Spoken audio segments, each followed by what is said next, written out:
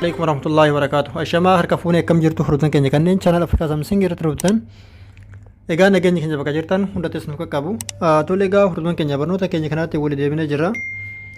Egaa barnoota keenya kanaa keessatti haala appilikeeshinii tokko malee saffisa bilbila keessanii yookiin ammoo saffisa mobaayila keessanii ittiin dabalachuu dandeettan kan duraa caala itti hidhachuu dandeettan itti garsaa.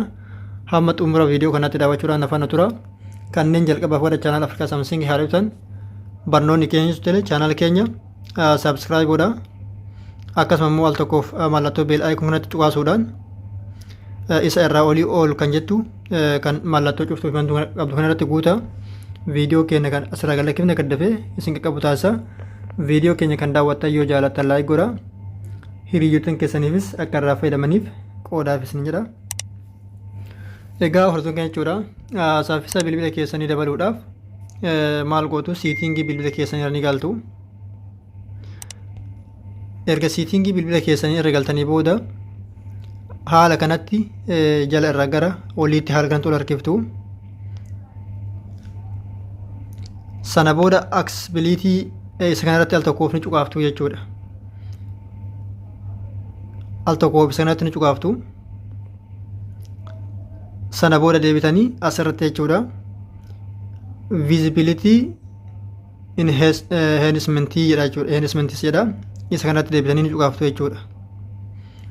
Sana booda remove animation kana mallattoo sana haala kanatti ni bantu jechuudha.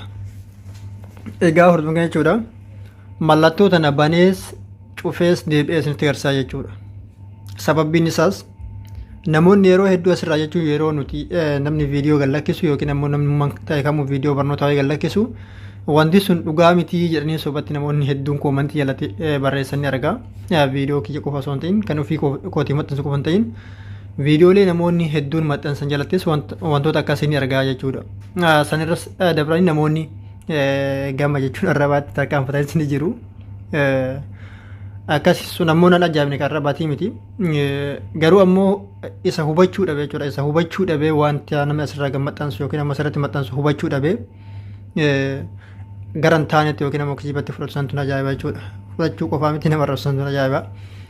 Akkas cufee banees isinitti agarsiisa jechuudha. Amma haala kanatti banaa jira. Ispiidii isaa hanga inni saffisu banaa jira amma jechuudha. Sirriitti ilaalaa. Hangam akka inni saffisu isinitti agarsiisa jechuudha. Mi'aama fakkeenyaaf pileestoorii kanatti al tokkoof ni cuqaasa. Ni agartu hangamitti akka inni dafee banamu jechuudha. Amma keessaa baya fakkeenyaaf pileestoorii yeroo keessaa bahu hoombatanii kanaan keessaa baya. Al tokkoof hoombatanii irratti kiliikni godha.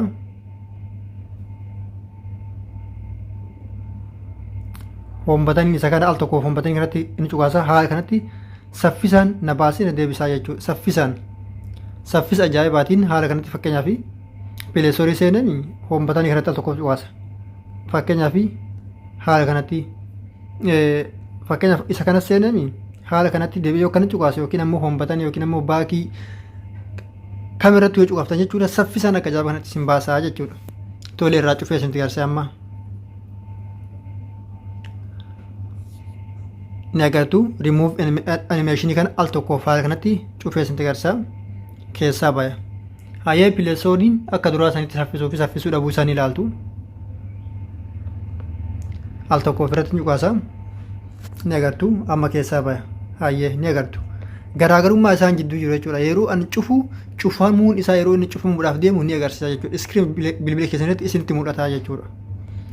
Yeroo ammoo ispiidii isaa kana bantan jechuudha. Remove animation kana yeroo bantanitti ammoo hin agartan jechuudha. Cufamuu isaa kan cufamtee duubatti deebitu qofa argitan malee hangam akka inni saffisaan gad cufamaa jiru yookiin ammoo bilbilli sun appilikeeshinii isin bantan sun cufamaa jiru hin argitu jechuudha. Egaa haala kanatti itti banattu jechuudha. Itti bantanii saffisaan bilbila keessan fayyadamuudha dandeettu jechuudha. Egaa hordoftoota keenya jechuudha barnoonni keenya kanadhaaf qabannee dhufe kana fakkaata. Hanga barnoota biraatiin walitti deebinutti waan nu daawwattaniif galatooma yeroo gaarii isin